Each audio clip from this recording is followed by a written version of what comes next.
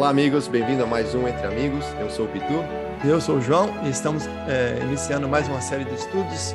Essa vez vai ser uma série de estudo bem diferente, chamada A Verdade Presente no livro de Deuteronômio. Então, Pitu, eu não sei você, mas a primeira coisa que eu fui pensar foi assim, caramba, por que nós não estamos estudando as palavras de Jesus ou os Salmos, né?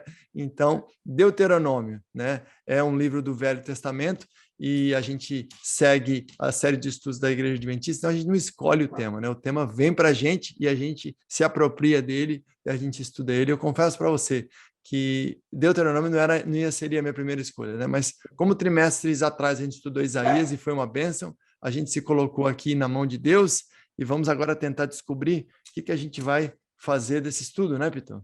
Com certeza, e já que você confessou alguma coisa, eu também tenho que confessar, João, porque vamos dizer, antes desse estudo, se você me perguntasse o que é Deuteronômio, de verdade, a única coisa que eu saberia dizer é que faz parte do Pentateuco, que foi um livro escrito por Moisés, e talvez era só isso.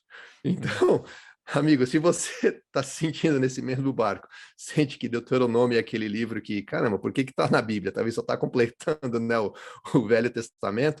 Vem com a gente, vamos estudar, porque ele tem a sua importância.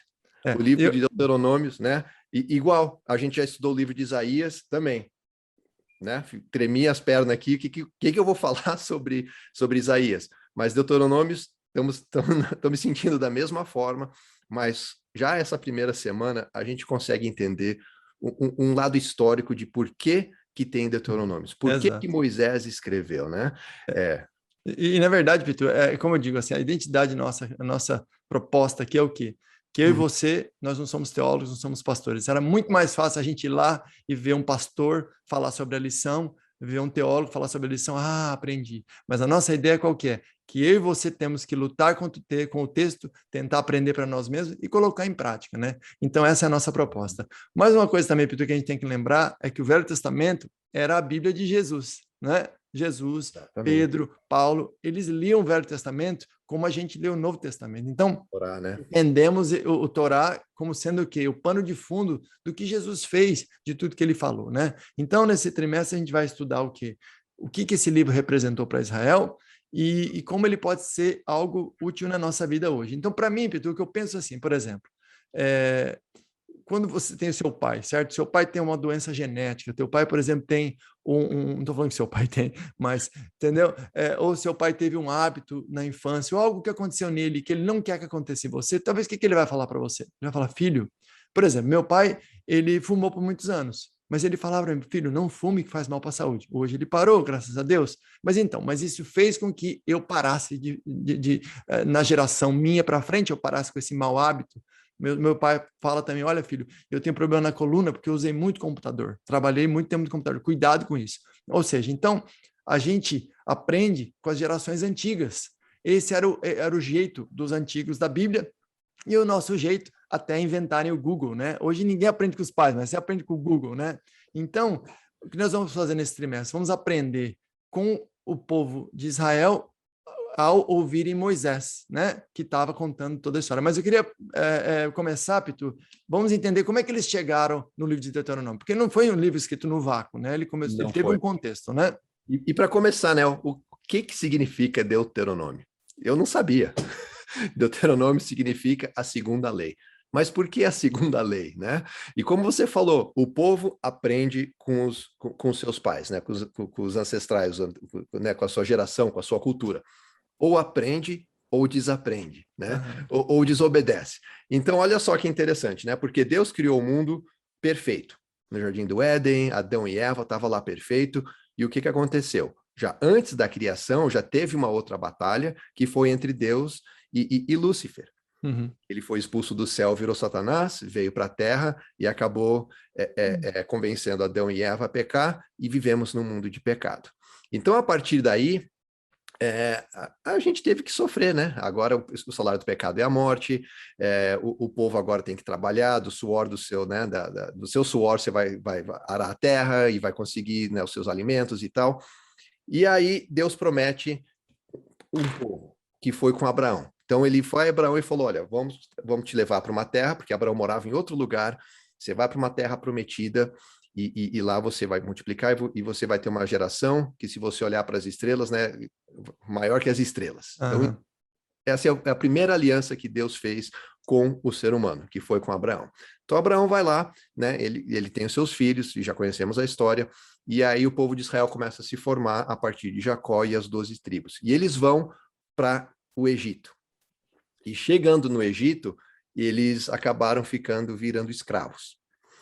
E lá aí foi onde Moisés nasceu. E vimos os milagres, né, das 10 pragas, aonde o povo de Israel pôde ser libertado das garras do faraó, né? E aí foi para o deserto. E a ideia era, maravilha, que eu já sabia que ia demorar para o povo chegar na terra de Canaã, porque Deus já havia falado isso para Abraão. Só que chegou agora, né, que estão no deserto, era um percurso de quê? De poucas semanas, talvez de um mês, né, pela multidão, que o povo era grande, eles iam chegar em Canaã. Só que a gente sabe que não aconteceu. Levou 40 anos, né, João? E por que levou 40 anos? Então, foi essa desobediência, né, que eles tiveram no deserto, quando eles estavam prestes a conquistar a terra de Canaã, né?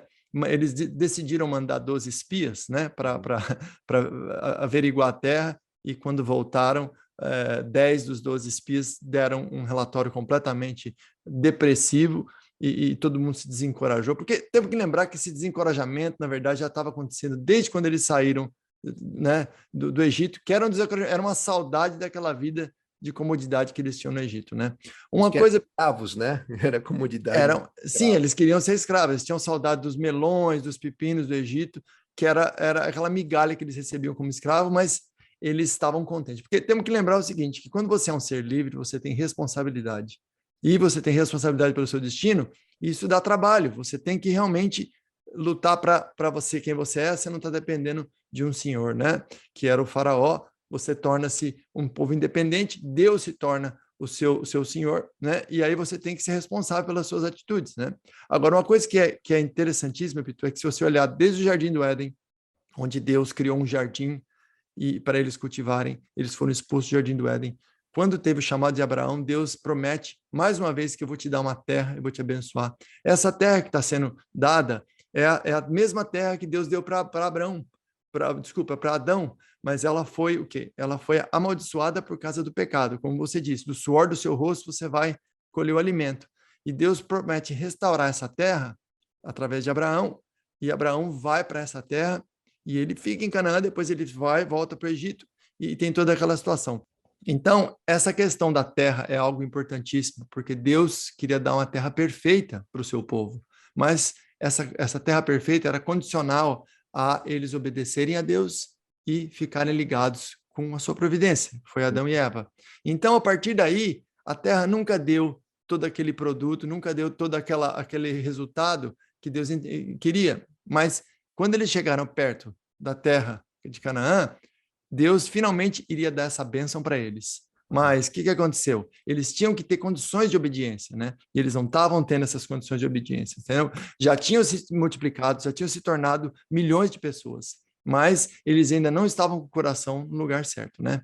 Temos que lembrar também, Pitu, que até Moisés desobedeceu e não iria entrar na terra de Canaã. Exatamente. Então, Moisés estava muito preocupado em repassar esses ensinamentos novamente, né? Exatamente, porque o povo estava ali.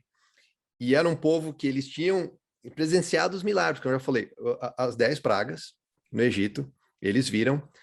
Depois, quando eles estavam saindo do Egito e o exército veio atrás dele, o Mar Vermelho se abriu. Então, eles viram o milagre acontecer.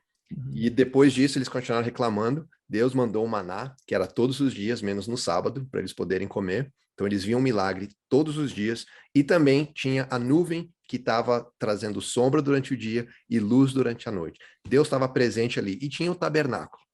E mesmo assim, o povo ainda ficava naqueles altos e baixos, até Moisés ir no Monte Sinai para trazer os 10 mandamentos. Lá, o povo ouviu o trovão, quando Deus falou com Moisés. E lembra, né? Quando ele desceu, o que o povo estava fazendo? Adorando um ídolo. E fazendo uma festa completamente pagã, né? Então você já tem a ideia de como o povo tinha aqueles altos e baixos, né? Queria fazer, que é fácil a gente fazer o que a gente quiser, né?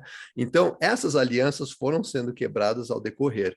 A que chegou ao decorrer, né, dos anos, que chegou num ponto que Deus falou: chega, vocês e sua geração aqui não merecem entrar na terra de Canaã. Então, todo mundo de 20 anos para cima não vai entrar, a não ser os 2 espias que você comentou no início lá, Josué e Caleb.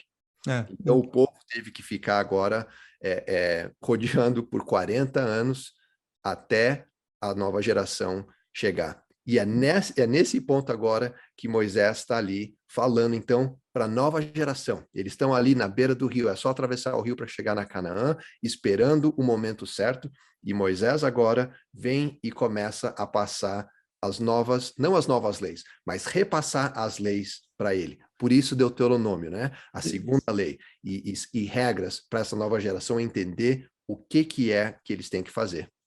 E é interessante você falar isso, porque quando você fala que Deuteronômio é a segunda lei, quer dizer que teve a primeira lei, né? Se teve a segunda. Então, a primeira lei foi, como você disse, dada no Sinai, para eles saírem do Sinai e ir para a terra de Canaã. Mas no decorrer desse trajeto, né? Eles teve essa situação dos espias e eles realmente traíram a confiança de Deus e ficaram perdidos. Então, o que acontece? Esse segundo momento que a lei ela é colocada de novo, os 10 mandamentos são falados de novo. E Moisés explica. Então, o livro de Deuteronômio são 4 discursos, né? Um deles revisa toda a história, como que eles chegaram até onde eles chegaram, que foi o que você explicou. A segunda parte revisa todas as leis, e tem os 10 mandamentos, tem outras leis mais detalhadas, e isso é importante por quê? Porque o povo já tinha uma experiência, já tinha tido uma dificuldade em obedecer. Então, Moisés está como o último ato da vida dele, tentando passar a última lição que ele pode antes dele morrer, né? E aí a terceira parte, o que eles falam? Eles falam das alianças, né? Das alianças e como que essa vai ser uma parte da aliança, que se eles obedecerem, eles serão vida, se não, eles serão morte. E a quarta parte eu tenho que confessar que eu não lembro, eu não sei, por isso que o livro de Deuteronômio é um livro difícil, teremos que estudar, Pitu. Mas o ponto é o seguinte, o que é a verdade presente? Verdade presente, Vitor, é um termo que é usado em 1 Pedro 12, que diz que a gente tem que estar firmado na verdade que nós recebemos naquele momento. A segunda geração estava recebendo essa verdade naquele momento.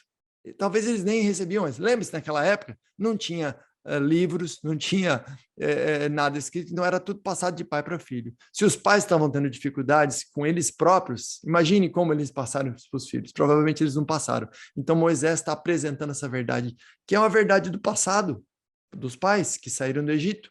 Essa vai se tornar a verdade dos filhos. Então, é um chamado, Pitu, para nós e para os mais jovens começarem a se apropriar da Bíblia para eles próprios. A Bíblia não pode ser um livro que é o livro do meu pai. Eu obedeço o que meu pai obedecia. Eu vou na igreja que meu pai ia. Tem que se tornar a verdade presente para você.